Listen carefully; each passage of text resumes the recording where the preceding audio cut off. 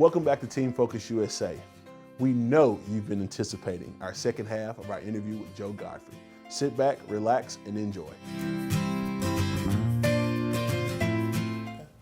What advice would you give young people about dreaming? I think it's important, and what I always told our kids and tell others that, dream as big as you can possibly. But at a certain point, if your dream is not coming true, create another dream.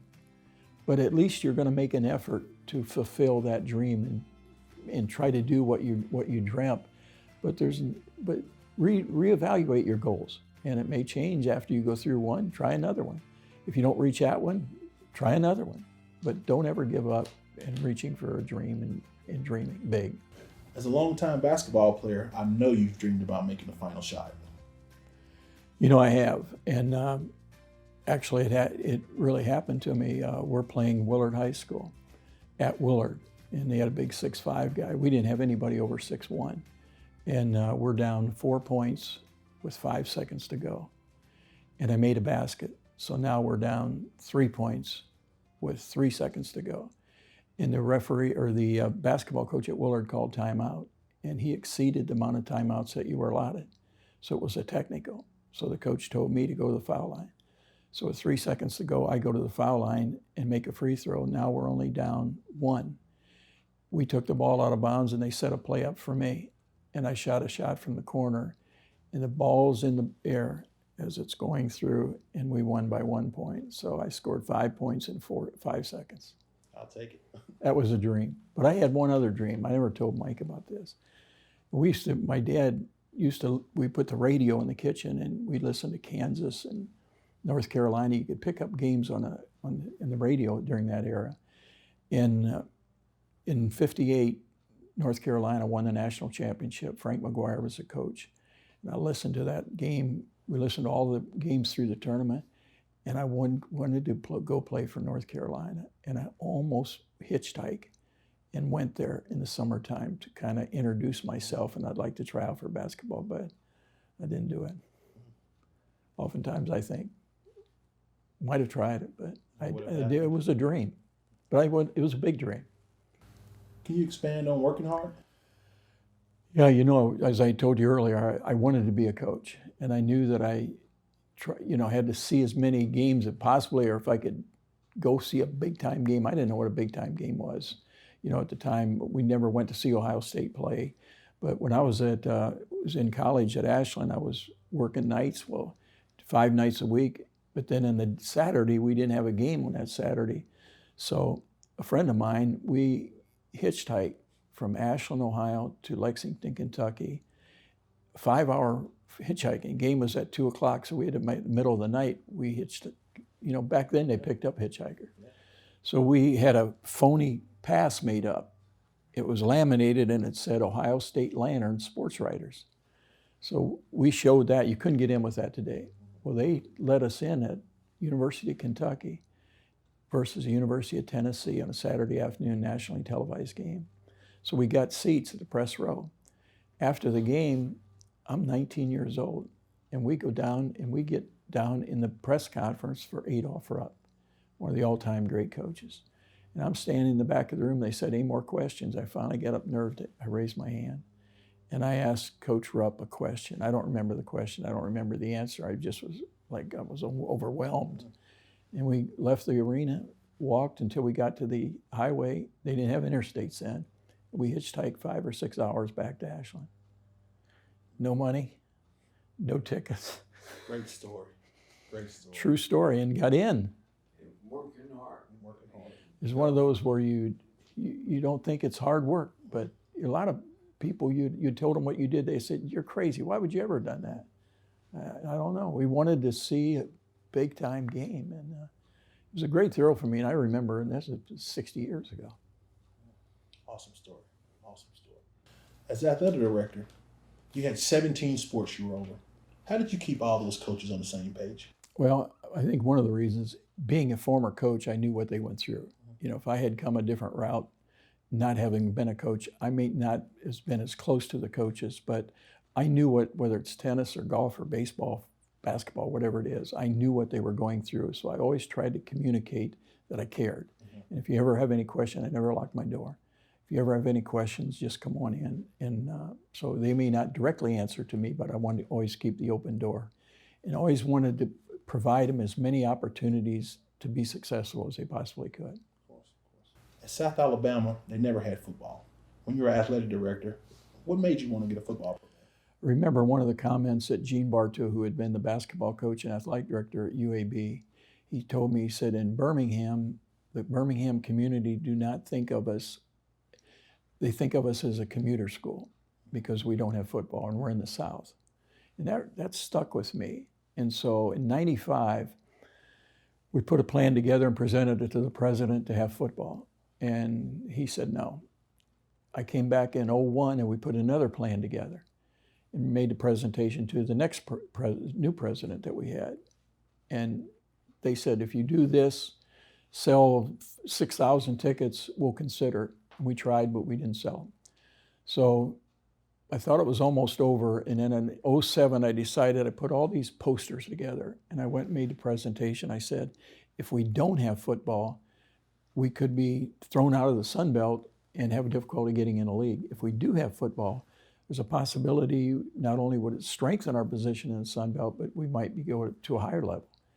And so that time, on '07, they bought into it. And we announced in '07 that we're going to start football.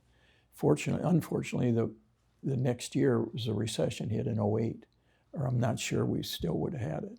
But we ended up having it. And now when I go out and I see a new stadium, and and it's important that the community understands that we're not Auburn, Alabama, but we have football. And it makes a difference in the community, the university community, and the community. Joe, you're a dreamer. You transferred from Kent State to Ashland. You hitchhiked from Ohio to Kentucky for a basketball game. You brought football to South Alabama. You've made the final shot buzzer beater. You've planted seeds, greatness. What would you tell the young men about dreaming? I would tell them just keep dreaming. And if one dream doesn't come through, go after another one. But try to achieve that dream if you possibly can. And try to get people involved to try to help you achieve that dream with what you have in team focus. That's dreaming. Mike and Mickey dreamt of team focus 20-some years ago. And whoever knew that it would be what it is today, and how many young people team focus has touched the lives. And the two of you here, are good examples. But you got to dream, and then go after that dream as far as it'll take you. And if it doesn't take you there, get another dream. Sir. Watching your son Mark coach at Alabama, play at Oral Roberts University, and actually play at the University of Alabama, how did that make you feel? Obviously I was very proud of him, but I know that he wouldn't have achieved that if he had not dreamt. Use an example, when he was a freshman in high school, he put a note up above his headboard in the bed. He said he wanted to earn a Division I basketball scholarship. He was like 5'9", had glasses like I've got on here, and looked like a bookworm. And he wanted to earn a Division I scholarship. But I watched him for the next 3 years, did not miss a day of doing something in basketball, because you can play by yourself. Either ran, played almost every day, and he got better and better. So he was a good example that I've used over the years. That you can achieve something, even if you don't have all the talent in the world. You can be very, very successful, but you got to dream. As a longtime coach, as well as a father, can you just touch and just tell guys the importance of discipline in life? Well, let's start off with even when they're young people, where you have in team focus. The discipline is doing your homework, paying attention in school, coming back and doing your homework, whether it's at school or at home, being on practice on time. All of those little things are discipline. And then, like you say, and having that dream, and then you chase that dream, but you got to have some discipline when you're trying to chase that dream. Yeah. I was a young man. I had the privilege of hearing Denzel Washington speak one time at a Boys and Girls Club. And he told us dreams without goals are just dreams, and they ultimately fuel disappointment. So you should have daily dreams. You should have weekly dreams, monthly dreams. And he said, no matter what, remember, hard work is what successful people do well. So work hard. And he has done it well, Denzel Washington. Extremely well. I'm going to shotgun it. I'm going to give you one word. You give me one sentence. Okay? Dedication. Need that mark to be successful. Dedication. Okay. Faith. In your entire life, you've got to have faith. And you got to have faith in Jesus Christ. And you got to have faith in yourselves. Amen. Love. I think as part of the dedicated effort, if you're working, especially if you're working with kids or more than adults, they know if you're sincere and they have the love for you and you're trying to be of help to them. Work ethic. Seems like I always had the work ethic, but I was in the 5th grade, and we lived right next door to a little grocery store. And every morning as a 5th grader, my mom would get me up and I'd go get the wheelbarrow. And in the wheelbarrow, the grocer had chocolate milk in there, vanilla milk, sandwiches, cupcakes, snacks. And I would push that wheelbarrow 2 blocks into a factory. And I'd go in that factory, 5th grade, and I had a little coin thing here. You know, some of the sandwiches are only $1 back then. Anyway, I'd go through the factory, and I'd come back. It was an empty wheelbarrow usually, bring the coins back to the grocer, and he'd give me my daily quarter. So I earned a quarter doing that every morning. It was taking me about 45 minutes. Then I'd go to school as a 5th grader. I did that for 2 years. I don't know why my mom and dad had me doing that. They were trying to teach me a lesson, I guess. Good work ethic lesson at a young age. Working hard is what successful people do best. Huh? That's right. Okay. Relationships. I think it's important you have relationships with, the people that you're involved with. And especially your athletes or even your employees, like when I had maybe 60 or 70 employees at South Alabama. It's relationships where you show you care about them. And that's how you develop the relationships. And if you show that you care about them, they in turn care about others, and hopefully it carries over. I was big on relationships. Okay. Advocates. It's important, the advocate is to try to have somebody as a mentor that you can turn to. And unfortunately, when my dad died, and I really kind of lost that. And nobody stepped forward to help me, and I didn't really know how to go about it as a 16-year-old. And so I was always, for my entire career, I was looking for an advocate, a surrogate father, even when I'm in my 50s. That still affected me. Because I didn't have that and grew up without it. So having an advocate in your life is very important, a mentor. And I advise young people, if you don't know try to find somebody. That if you don't have a dad or a brother or uncle or something like that, look for a teacher, coach. Smaller aspects, body language, attitude. Body language is critical. Whether you're a student in a class, if that teacher sees you show a, bad attitude through your body language, or if they're requiring you to do something and you drop your head like that, I don't feel like doing it, the body language they recognize. I remember when I recruited and I would go watch a player when he's not in the game. I wanted to see his body language. I wanted to see what he was like when the coach was talking in the huddle. Was he listening? That was very important to me. And I remember we turned a couple kids down based on the body language because I didn't think they were coachable enough that I wanted to invest the time into them. So you're always looking for that body language out of your own kids. I've got great grandkids now, and I'm always bringing that up to them. The body language, although at 7 years old and 4 years old, they don't quite understand it yet, but I'm pounding it into them, how important that is. Manners and being polite. And I always tell them, if somebody does something for you, thank them. If you had a good day in class, and you're walking out, tell a teacher, I really learned a lot today.